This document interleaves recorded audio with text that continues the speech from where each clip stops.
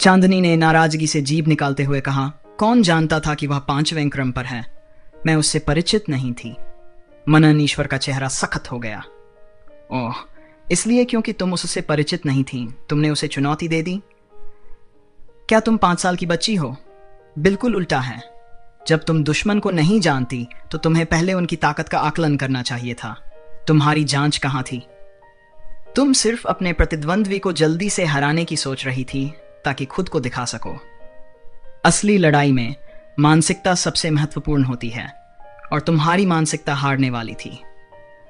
तुम्हें दुश्मन की कमजोरियों के खिलाफ अपनी ताकत का इस्तेमाल करना चाहिए।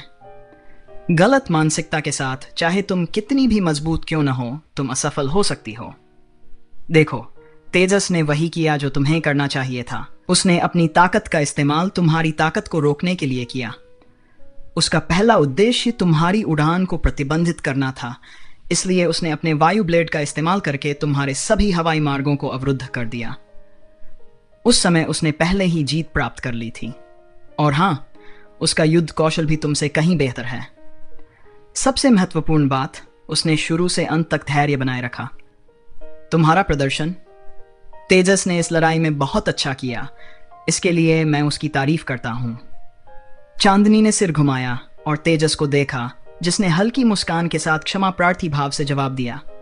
दीपक भट्ट ने तेजस को बगल से हल्के से धक्का देते हुए कहा, छोड़े तेजस, मुझे सच में उम्मीद नहीं थी कि तुम इतनी शक्ति रखते हो।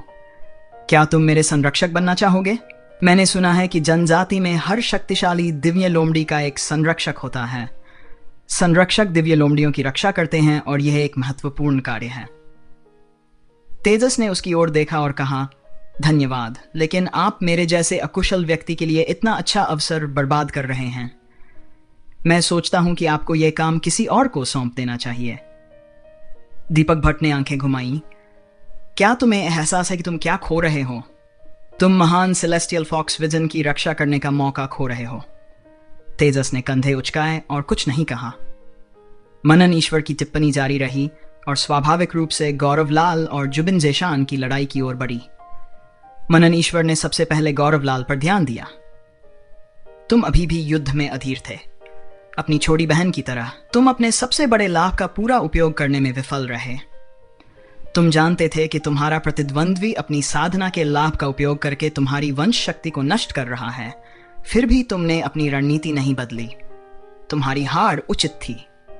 गौरवलाल ने सिर झुकाते हुए कहा, गुरुजी, मेरी आक्रमण शक्ति इतनी कमजोर है कि मैं उनकी रक्षा पंक्ति को भेद नहीं सकता।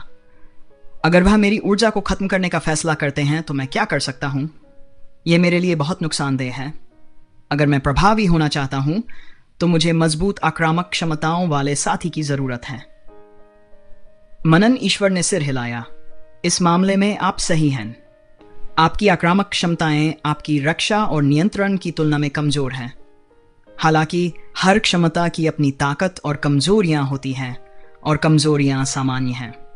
ऐसी स्थितियों में भले ही आप अपने प्रतिद्वंद्वी को न हरा सकें, आपको अपनी रक्तरेखा शक्ति की खपत को बेहतर ढंग से नियंत्रित करने का प्रयास करना चाहिए, ताकि आप अपने प्रतिद्वंद्वी की रक्तरेखा शक्ति को कम करने के तरीके खोजते हुए लड़ाई को लंबा खींच सकें।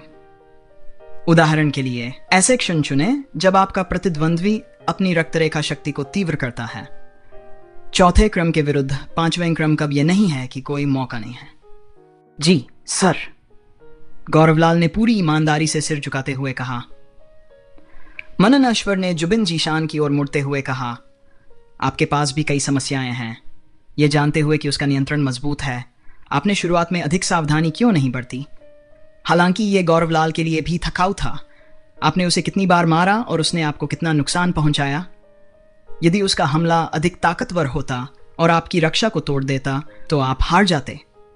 जब आप एक मजबूत नियंत्रण वाले लेकिन सीमित नियंत्रण समय वाले प्रतिद्वंद्वी का सामना कर रहे हों तो दूरी बनाए रखना सबसे अच्छा विकल्प होता है। आपकी सुरक्षा आपकी प्राथमिकता होनी चाहिए। आपके पास लंबी दूरी से हमले की क्षमता है तो इसका लाभ क्यों नहीं उठाते? अंधाधुंध चार्ज करने का क्या फायदा? आपकी ऊर्जा की कमी भी नजर आई। यदि वह कुछ और मिनट टिकता तो आप हार जाते। जुबिन जीशान ने दर्द भरे भाव के साथ बार बार सिर झुकाया। इसके बाद मनन ईश्वर ने प्रत्येक छात्र को वास्तविक युद्ध में आने वाली समस्याओं की ओर ध्यान दिलाया और सुधार के तरीके सुझाए। हालांकि तेजस के लिए यह समझाना बहुत काम का नहीं था। उसकी गहरी नजरें मनन ईश्वर से ज्यादा समस्याएं देख रही थीं। अंतिम मुकाबला और आज का सबसे शानदार मुकाबला तेजस का था। वह कह सकता है कि वह हार गया, लेकिन मेरी दृष्टि में वह हारा नहीं। यदि अंतिम हमला थोड़ा और मजबूत होता तो विवेक हार जाता। जब मैं इस लड़ाई को ध्यान से सोचता हूं तो मुझे लगता है कि दोनों पक्षों ने पूरी तरह से जवाब दिया, खासकर तेजस ने। उसने अंत तक मैच पर अपना दबदबा बनाए रखा और वह केवल कम साधना स्तर के कारण हार गया। हवा के तत्व पर उसका नियंत्रण विवेक के बर्फ के तत्व पर नियंत्रण से अधिक प्रभावशाली था। तत्व ऊर्जा को इस तरह अविश्वसनीय डिग्री तक संपीड़ित करने की क्षमता मैंने कभी किसी छात्र में नहीं देखी, और विंड वुल्फ ट्रांसफॉर्मेशन की साधारण वायु ब्लेड क्षमता के साथ इतनी शक्तिशाली हमलों को प्रकट करना मेरे लिए भी नया था। आज मेरे पास उसके लिए कोई आलोचना नहीं है, केवल प्रशंसा है। क्षमताओं और वास्तविक युद्ध उपयोग में, हालांकि वह सबसे छोटा है, वह आप सभी से बेहतर प्रदर्शन कर रहा है। विवेक बिजॉय ने अपने शिक्षक की आलोचना को ध्यान से सुना, बिना किसी अधीरता के। शक्ति के संदर्भ में वायु तत्व बर्फ तत्व से कमजोर और कम स्थिर है, इसलिए इसे नियंत्रित करना बहुत कठिन है। इन परिस्थितियों में तेजस का नियंत्रण अविश्वसनीय है। यह एक दुर्लभ प्रतिभा है। नियंत्रण के मामले में सभी को तेजस से सीखना चाहिए।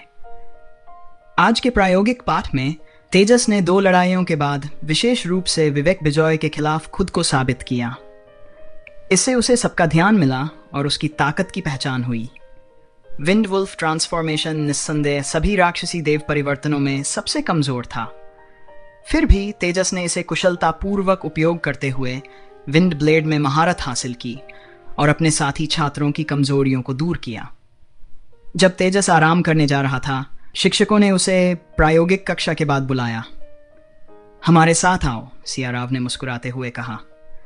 तेजस तीनों अध्यापकों के पीछे पीछे एक बड़े लकड़ी के केबिन में गया। सिया राव की आंखें चमक उठीं और अचानक तेजस को ऐसा महसूस हुआ जैसे कमरे की हवा चिपचिपी हो गई हो और उसका शरीर पारदर्शी हो गया हो, जिससे उसके दिल में एक झटका सा दौड़ गया। यह है, लगभग स्वचालित रूप से उसने अपने पवन भेड़िया छाप से जुड़ने का प्रयास किया। उसकी आंखों में हरे रंग की रोशनी चमक उठी, क्योंकि उसकी रहस्यमय स्वर्ग तकनीक की ऊर्जा तुरंत पवन भेड़िया परिवर्तन की शक्ति में बदल गई। हालांकि आसपास की वायु तत्व ऊर्जा पूरी तरह से अलग थलग थी, जिससे यह अनुपयोगी हो गई। कितना अजीब है। इसमें एक महत्वपूर्ण अंतर है, लेकिन मूल अभी भी विंड वुल्फ वंश का प्रतीत होता है। यहां वास्तव में क्या हो रहा है? सिया राव ने चिंता और विस्मय के साथ सोचा। तेजस भी उतना ही हैरान था, बल्कि उससे भी ज्यादा। इस पल की अनुभूति, हालांकि तीव्र नहीं थी, ने उसे एक महत्वपूर्ण सच्चाई से अवगत करा दिया। यह परखने वाली शक्ति केवल एक आध्यात्मिक शक्ति नहीं थी, बल्कि एक दिव्य चेतना थी। हालांकि यह दिव्य चेतना उसकी पिछली चेतना की तुलना में छोटी थी जब वह देवराजा था, लेकिन फिर भी यह एक वास्तविक देव स्तरीय उपस्थिति की शक्ति थी। तेजस ने कभी नहीं सोचा था कि पहला देव स्तर का प्राणी जिससे उसका सामना होगा, वह एक मानव होगा जिसे उसने पहले कमजोर समझा था। रिडेम्पशन सोसाइटी में सबसे शक्तिशाली महापौर नहीं, बल्कि सिया राव जैसे शिक्षक रहे थे। उसने याद किया कि मेयर ने कहा था कि ग्रीन क्लास रिडीमर होने के अलावा यहां उच्च स्तर के लोग भी थे, विशेष रूप से 2 ब्लू क्लास रिडीमर। निश्चित रूप से सिया राव उनमें से एक होना चाहिए था, और वह भगवान के स्तर पर था।